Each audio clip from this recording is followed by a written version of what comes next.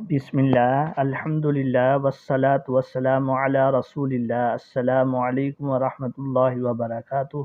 آج ہم سبق پڑھیں گے فعل ماضی اور فعل ماضی کے صیغوں کی گردان اور صیغوں کی پہچان۔ آخر میں صیغوں کی پہچان کا طریقہ بتایا جائے گا، آخر تک ویڈیو دیکھیں۔ آئیے چلتے ہیں ہم سبق کی طرف۔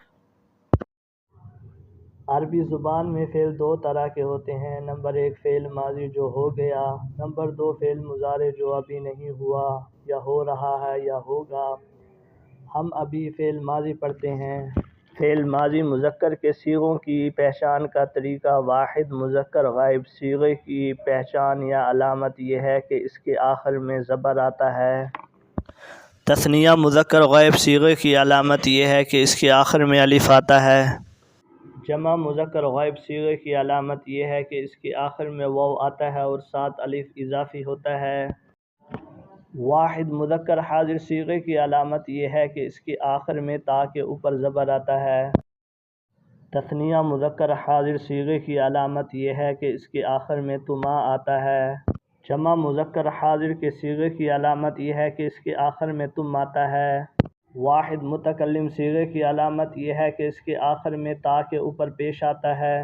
جمع متکلم صیغے کی علامت یہ ہے کہ اس کے آخر میں نون الف زبر نا آتا ہے۔ فعل ماضی مؤنث کے صیغوں کی پہچان کا طریقہ: واحد مؤنث غائب صیغے کی علامت یہ ہے کہ اس کے آخر میں تا ساکن، مطلب یہ کہ تا پر جزم آتا ہے۔ تثنیہ مؤنث غائب صیغے کی علامت یہ ہے کہ اس کے آخر میں تا الف زبر تا آتا ہے۔ جمع مؤنث غائب صیغے کی علامت یہ ہے کہ اس کے آخر میں نون کے اوپر زبر آتا ہے۔ واحد مؤنث حاضر صیغے کی علامت یہ ہے کہ اس کے آخر میں تا کے نیچے زیر آتی ہے۔ تثنیہ مؤنث حاضر صیغے کی علامت یہ ہے کہ اس کے آخر میں تما آتا ہے۔ جمع مؤنث حاضر صیغے کی علامت یہ ہے کہ اس کے آخر میں تن آتا ہے۔